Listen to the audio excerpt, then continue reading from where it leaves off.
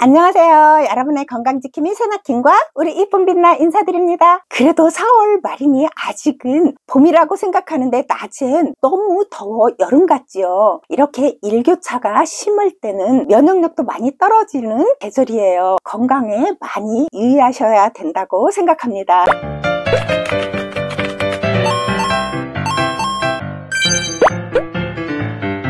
여름이 가까워지면서 주부습진으로 고생하시는 분들이 아주 많죠. 전 4월이 되면 주부습진이 시작되어 습진으로 인해 늘 힘들었습니다. 50대 초반까지는 주부습진이 뭔지도 모르고 살았는데 중반 어느 날부터 습진이 생기기 시작하더니 처음엔 그냥 살까지 조금 벗겨지는 정도로 해서 심하지 않았고요. 그런데 이게 해가 가면 갈수록 습진이 심해져서 여름엔 너무 손이 건조하고 살갗이 벗겨지는 부분이 심해져서 누구한테 이렇게 손을 내보이기가 부끄러울 정도였고요. 너무 심할 땐 피도 났었습니다. 그렇게 너무 심할 때는 피부과에 안 갈 수가 없었습니다. 그런데 피부과에서 약을 받아 발라주고 먹기도 했지만 전혀 좋아지질 않았습니다. 처음 습진이 시작됐을 땐 일을 하고 나선 비누로 깨끗이 씻고 핸드크림을 바로 발라주면 괜찮다고 저희 언니가 그래서 정말 설거지를 한다든지 어떤 물을 묻혔을 때는 바로 비누로 닦고 핸드크림을 발라줬더니 처음에는 효염이 있더라고요. 그래서 늘 일하고 나서는 바로 비누로 닦고 핸드크림을 늘 발라줬는데 이게 시간이 지나면서 그것도 소용이 없더라고요. 그래서 습진으로 많이 고생했는데 어저께 산에를 가면서 이렇게 보니까 저는 4월이 시작되면 습진이 시작했었거든요.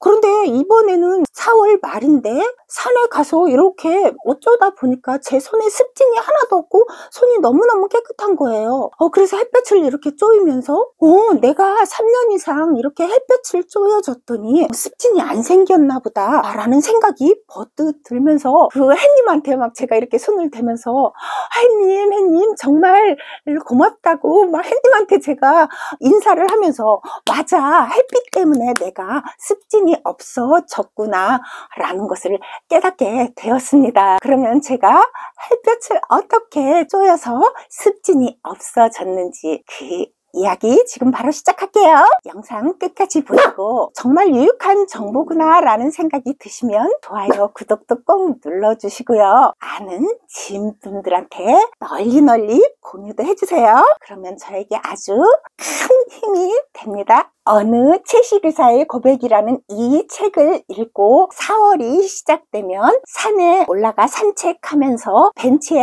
앉아 우리 빛나와 함께 팔과 다리를 걷어붙이고 벤치에 앉아서 햇빛을 쬐었습니다. 그냥 앉아서 햇빛을 쬐는 것은 너무 지루하니까 제가 좋아하는 음악 3-4곡을 들으면서 햇빛을 쬐었습니다. 제가 햇빛을 쬐인 이유는 비타민 D 영양제나 주사제는 뼈 건강에 전혀 도움이 되지 않는다는 사실을 알고 뼈 건강을 위해서 비타민 D를 제 몸에 채우기 위해서 햇빛을 쬐기 시작했습니다. 처음엔 이렇게 벤치에 앉아서 햇빛을 쬐었지만 어느 날부터는 이렇게 시간을 특별히 낼 필요가 없구나, 나는 맨날 산에 가서 이렇게 걷는데 뭐하러 앉아서 이렇게 시간을 보내지 라는 생각이 들면서 걸으면서 팔을 걷고 팔 뒤쪽보다는 안쪽이 타면 좀 덜 미울 것 같아 손바닥을 하늘로 쳐다보게 하고 이렇게 하면서 걸었습니다.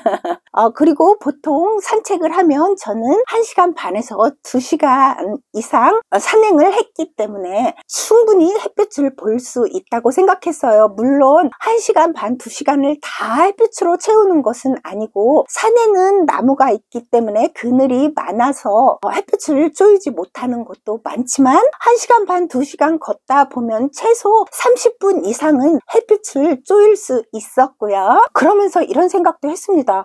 내가 이렇게 매일 팔을 내놓고 햇빛을 쬐이면서 산을 다니면 내 팔에 검은 반점이 생기면 어떡하나 라는 두려움도 조금은 있었습니다. 그렇지만 이분의 책을 읽으면서 햇볕의 중요성을 확실하게 알았기 때문에 에이, 반점이 좀 생기면 어때? 내 뼈가 튼튼하고 다른 장기들도 다 건강한데 반점이 생기면 긴팔 입고 다니지 뭐.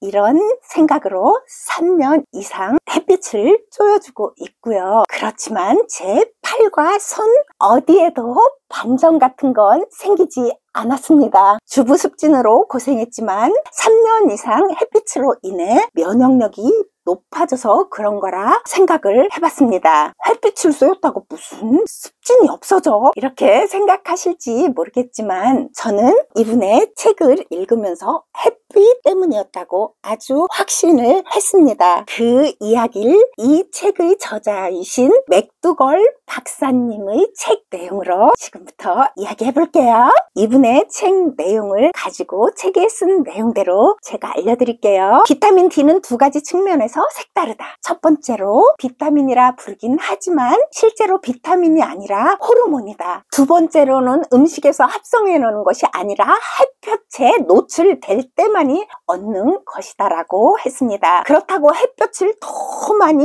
쬐인다고 비타민 D가 더 많이 생성되는 것이 아니라 잠깐만 쬐도 충분하다는 것이다. 이것이 핵심이다. 10점이면 합격이므로 당신은 10점만 맞으면 된다.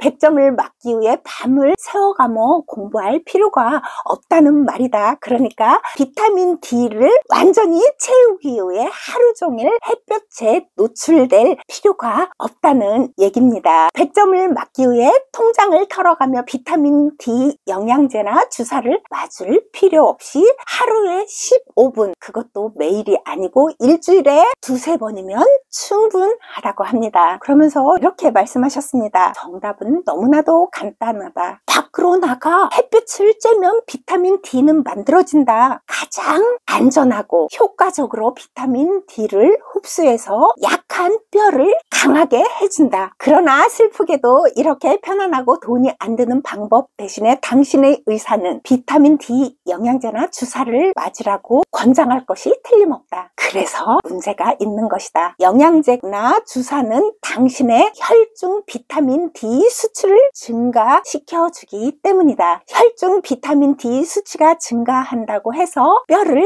강화시켜주는 것이 아니기 때문이다. 햇빛을 충분히 보아도 혈중 비타민 D 수치가 올라가는 것이 아니다 라고 했습니다. 그러면서 이런 설명도 했어요. 이건 뒤에서 더 설명을 한 건데 이 박사님의 아내분의 얘기를 하면서 하와이에서 한 달 동안 나시를 입고 햇빛을 보면서 여행을 했다고 했습니다. 그리고 혈중 비타민 D 검사를 했지만 혈중 비타민 수준은 모자라니 주사를 맞으라고 할 정도로 혈액 속에는 비타민 D 수치가 올라가지 않았다는 얘기도 하셨습니다. 피부가 태양의 자외선을 빨아들임에 따라 간과 신장의 도움을 받아 비타민 D가 생성된다고 합니다. 체내 비타민 D의 수치 변화는 거의 대부분 무엇을 먹어서가 아니라 햇빛 노출에 의해서만 일어난다. 우리 인간의 몸은 초가로 생성된 비타민 D를 지방 속에 저장해 두어 햇빛을 잘 보지 못하는 겨울에는 지방에서 천천히 빼내서 사용되기 때문에 백인들의 경우는 여름 햇빛에 20-30분 정도 피부를 한 번만 노출시키면 비타민 D1만 아유를 얻을 수 있다고 했습니다. 지금까지 제 손에 주부 습진이 햇빛을 3년 정도 꾸준히 봄이 되면 노출시켜 주었더니 습진이 완전히 없어졌다는 얘기와 햇빛의 유익한 점을 얘기해 봤는데요. 햇빛으로 인해 주부 습진이 해결된 것은 여러 가지가 있겠지만 그 중에서도 햇빛은 피부 세포의 기능을 활성화시켜주기 때문에 피부 면역력이 좋아져 주부 습진이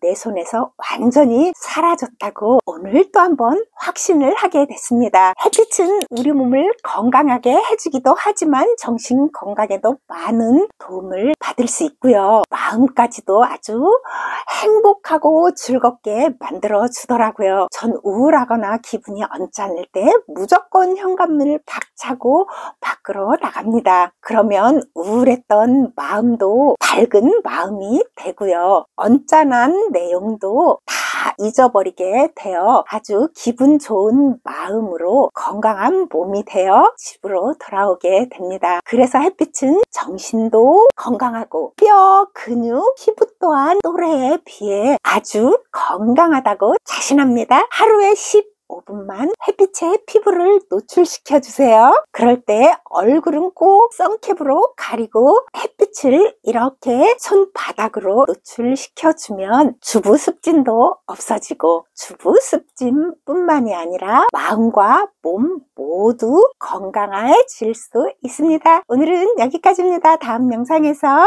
우리 빛나와 함께 또 봬요.